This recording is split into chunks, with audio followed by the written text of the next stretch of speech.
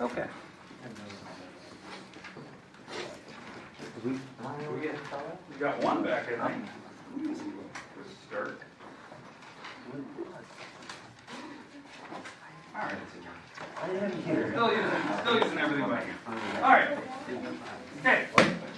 Today.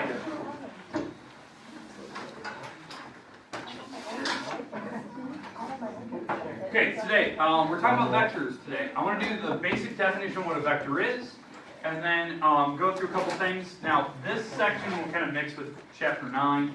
There's a couple of different things I want to talk about when we get to it. I'll explain as we go. But today, we're going to be talking about the intro to vectors for the first time. You may have seen this in physics. If you've taken physics before, this will probably be a nice review for you. Hopefully it'll make sense. I'll kind of show you the ins and outs of how to do it. And then we'll get to kind of this other stuff. We have a couple more vocab terms we're going to save them for tomorrow. This shouldn't take me too long to get through. This stuff is pretty easy. It doesn't require a lot of difficult math. But I do want to talk about it and kind of show you kind of what we're going to use it for. Like, why would I bring this up with the section we're doing? Why would I go from like law of sine, law of cosine to like this unit? And there's a reason why I skipped around a little bit. But let's get to the first part. Let's get to the definition of a vector.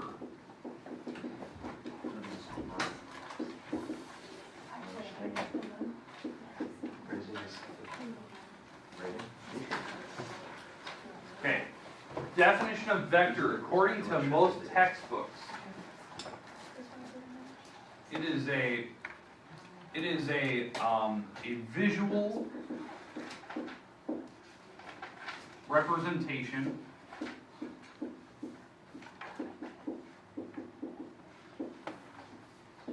of magnitude and direction. Now, I think if you ever watched the cartoon Despicable Me, there's like that movie that came out. He makes a crack at, his name is Vector, and he has magnitude and direction. It was just this little, like, it was a 2-second little jab, but he was correct. I mean, that was the definition of his name. Was it a math right? joke? What was that? Was it a math joke or like? Yeah, it was a math joke that only math people would actually get. It was actually really clever, the way he just jabbed it in there. It was just a little 2-second blip, and it was perfect for the definition that we're actually using it for. It's a visual representation of magnitude direction. Magnitude is the size of a like a ray or a segment, right? And it also has direction. So when we actually draw a vector, vectors look like this. It looks like a ray from geometry class. It looks like it's an endpoint. It looks like it has an arrow. The big thing is a vector is very different. Because if you actually look at the definition here, it says it has magnitude. Magnitude is an actual length. This is a set length. Rays don't have length in geometry class. I think one of the terms that I explained to you when we were doing like rays for the first time in geometry like 3 years ago was that rays are non-measurable. Because I don't know how long they are. They don't stop. So we wouldn't be able to measure this, but a vector would. So let's call this like vector V. The reason why it has a magnitude, a length, is because the arrow is actually just a direction that it's going. This is just direction. It is not actually going forever. It actually ends right there. It actually ends right at the tip of the arrow. So it just told you, like, it told you where you started. This is the initial point. This is the initial point. And this is the terminal point where it stopped.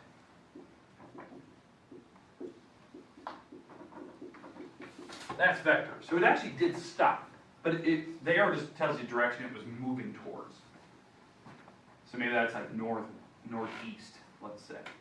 And that's actually kind of the reason why I bring this up, is because we're getting into more directional bearing. You're starting to see that more and more with some of the story problems you had. That is telling you, oh, we're going northeast 12 degrees. Well, the idea behind that is because that's a vector. It's telling you a direction it wants you to travel towards. And it actually did give you a magnitude, because it usually, like in those story problems you're doing, told you the speed you're traveling at and how long you've been traveling. So that's a magnitude. That is an actual distance. So that's a vector. Okay, it has initial point, terminal point, direction, magnitude, that type of thing, right? Today, what we're going to be actually doing is we're going to actually be talking about how to do basic operations with it, like what a vector is, how can you add them together, because they are just segments, right? They're type of array-looking object. How can you add, subtract them? How can you represent like a story problem that we're doing right now? Like why would it fit? And then we're going to talk about some other terms like scalar multiplication, zero vectors, and unit vectors, that type of thing. All right, but before we even attempt to go on, does that make sense?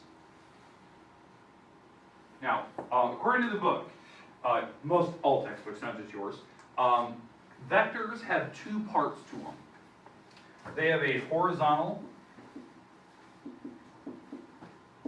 They have a horizontal like distance representation, right? Horizontal unit, and it has a vertical unit. Because all vectors are actually based on right triangles. So it's it's traveling so far horizontally, so far vertically from the initial starting point. So we can actually set right triangles in there if you can actually see it. And that's these two parts, these two representations are part of a vector. So let me give you like this vector v. Let's say vector v here is represented by this, and I'm going to explain these two things. Let's say it's 3i plus 4j. This is what a vector typically looks like. That's like as like a written out term, notation, not the visual, but the notation of it, how you write them. Now what this is the name of the vector. Typically they draw a little arrow above it, so they draw like a little ray above it. This part here is the horizontal part. This is the horizontal like distance that we traveled. The second number, the j, is the vertical distance we're traveling. To me, like when I see a vector, it basically is telling you a coordinate. That's kind of how I wrap around my head around it. That the I and the j component are these numbers. It's like 3, 4. If you're doing it like a coordinate system, right? In fact, we can actually apply this to a coordinate system, and it makes more sense. Now the initial point, it doesn't have to, but most people, like when they think of like vectors, they always start on the origin. So the origin is on the x-axis here. Let me get rid of these words. So we have the the x and y axis. This is 0, 0, so it's the origin. That's 0, 0, and we went over 3. So this is 1, 2, 3, and we went up 4. 1, 2, 3, 4. And that's where we ended at. So that's kind of the idea, that you start at 0, 0, this thing tells you where it's going. It's going 3 over, 4 up, and that's where I'm drawing the actual vector. Okay, does that make sense, like how the number system works with it? The I component and the j component, those are actually called the horizontal and vertical components. That's how like I can visualize what it's doing. How we would use it for like this class, like why does it apply perfectly for what we're doing, is because we can put two vectors together, and now we have triangles, and we can solve them using law of sine, law of cosine. That's the idea. That I could have two different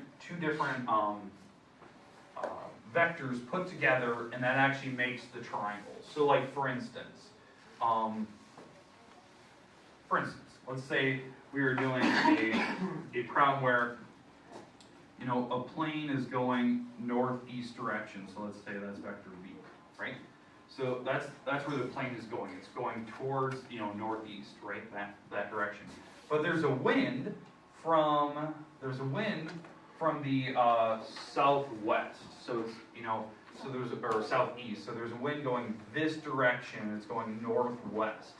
Because wind's going in, and we'll call that vector w. Well, the idea is that if the wind is blowing, northwest or coming from the southeast, right? It's going that direction.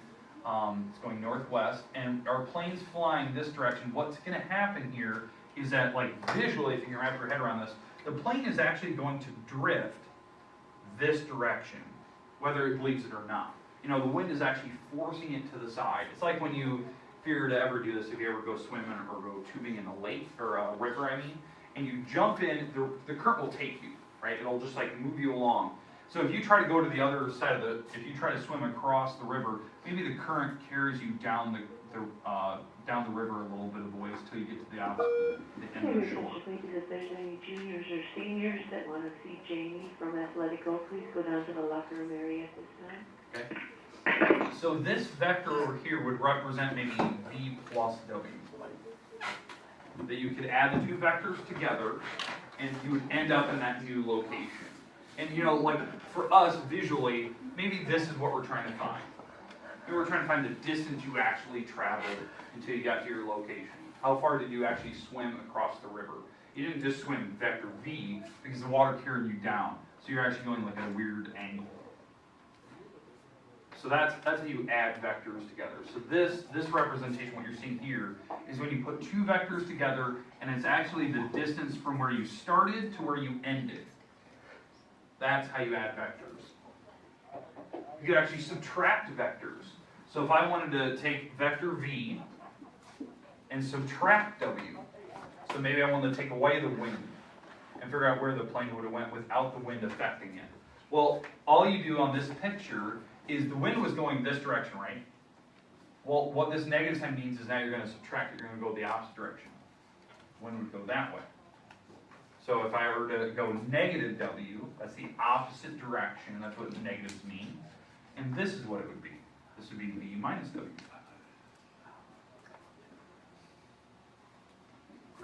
Now, what I just did there was actually scalar multiplication. I actually multiplied a negative 1 on w.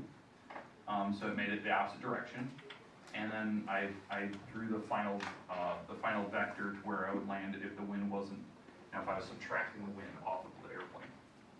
Okay. So if you subtract the w, wouldn't you start up the top and then? So I'm going to start here, right? The initial start where my plane's going this direction, but now the wind's going the opposite direction. Oh, Opposite wind.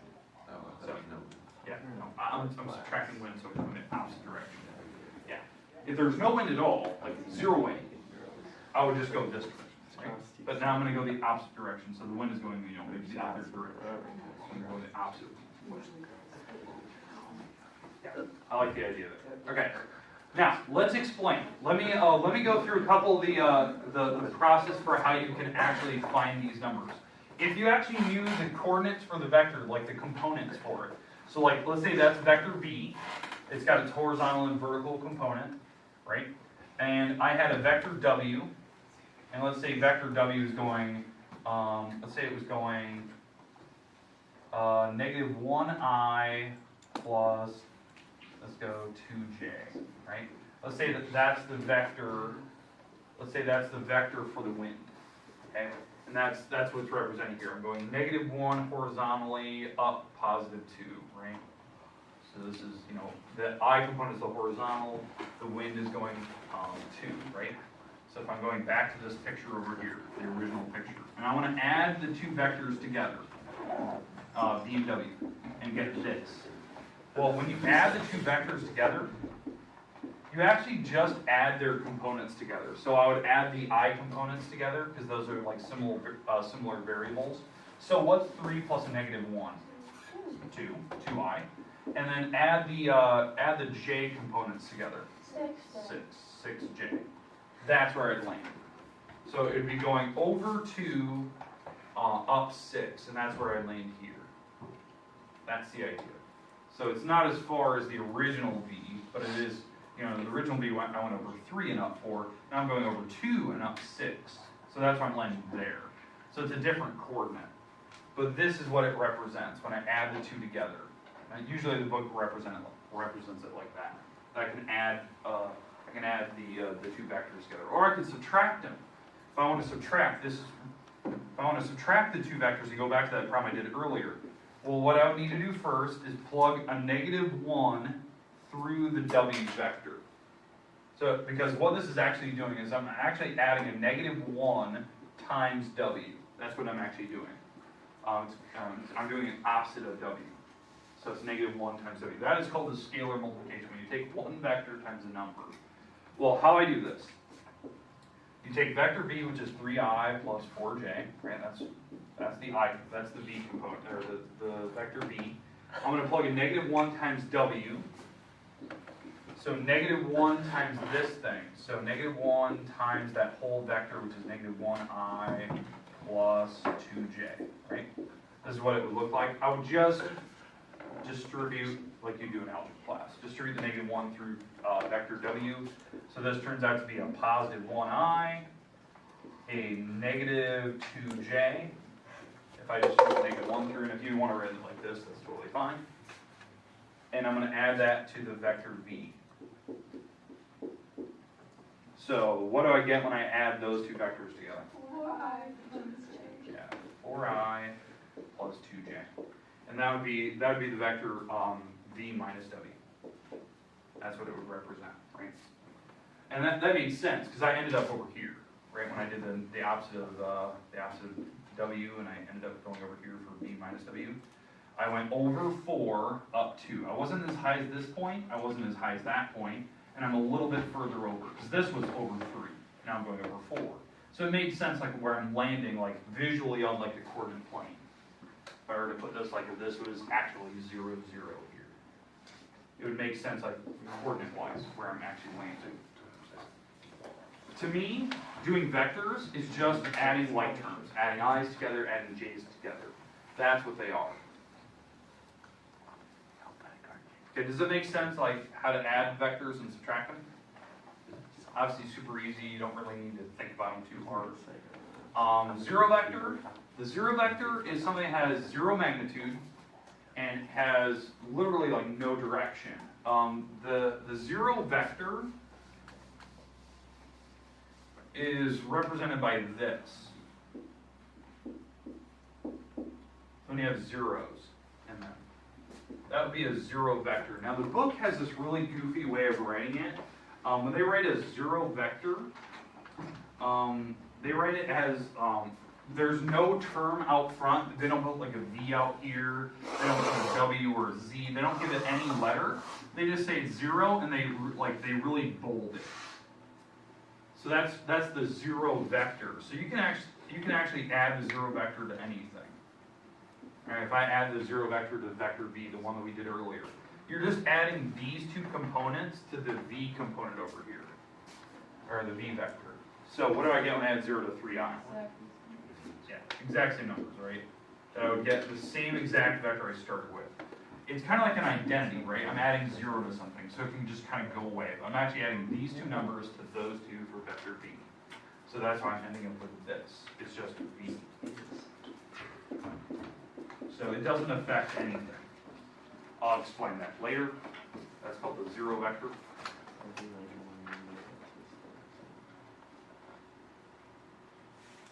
And the last one is called the unit. Unit vector. Unit vector is made from magnitude. So this is the last note that I want to take today. How do you find magnitude, like length, of an actual vector? And that's what I want to talk about. So last part today. Go back to this original problem we started with. This one. How do I find the length of it? Well, we've actually talked about length of segments before. We actually have a distance formula for doing that. The distance formula for finding segments is this. You subtract the x components, square it. You subtract the y components, you square that, and you put it all under a radical, right? Well, here's the weird thing, right? We don't have the coordinates. If you want to think of 0, 0, and this coordinate as 3, 4, fine. Now you have your coordinates. I'm not saying that every vector has to start on 0, 0. They can start in random spots, and we'll see those tomorrow. But the idea is that the trick is that when you take 3 minus 0, what do you get? 3 minus 0? 3. You just actually use these numbers. You don't actually use like the coordinates, because it's actually easier if you just do those. So here's the shortcut. When you want to find the magnitude of vector v, here's what it looks like. This is finding the distance across vector v. Take vector v and they put 2 bars around it. That's finding the length of the vector. It's called the magnitude of it, right? You just take the components, you square them, and you add them together. That's like the shortcut, because that's actually what I'm doing here. I'm subtracting the x coordinates, which is 3 minus 0, squaring it, adding that to the the y component squared, right? Subtracted, and I get to this. This number turns out to be 9 plus, that's a 16. I get, what, 25 here, and what's the square root of 25? 5. So, when you see this symbol, where they have where you're finding magnitude, it's like 2 lines, it looks like absolute value, but there's 2 of them. You're finding the length, it's just a number. Like that's what magnitude is, it's an actual like distance. This vector is 5 units long. It's how long it is. Now what units are, it's like how far you travel like in like 1, but we're doing 5 times as many. So what we can do if you want to find, like what they call the unit vector, like the smallest form of this vector, like the form where you're not going 5 times as long, you're going 1 in length, you take that number and you divide both of these components by it. So you take the I and j component and you divide by that number you just found. Even if that's a square root, you divide by them, and this is the unit vector for this object. It's the unit vector for vector v. And that'd be the vector, it'd be the same vector, right? But it would be basically a fifth the size. So it's going the same direction, but now this is 1 unit long. That's what it does when you divide by 5. 1 unit. And that's what this is giving me. Give me the unit vector. The unit vector of vector v. You divide by the distance you went. We'll explain why that's important, because you can actually find distances across by just finding the coordinates. Okay, questions, comments? Perfect. Okay, homework today. I'm going to give you the rest of the time. You got about 15, 16 minutes. You're going to work on your page 662 today, 39 to 48. Now, if you have questions, bring them up. Don't be afraid, because remember, that is due tomorrow. So if you don't know what you're doing, you got to make sure that you're asking questions. We're going to start going into vectors more and more throughout the week.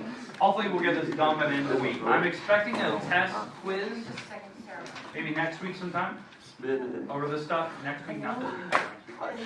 I'm feeling the meal today. It's honestly, our first stuff this morning was nasty. We didn't even go for the ball, so.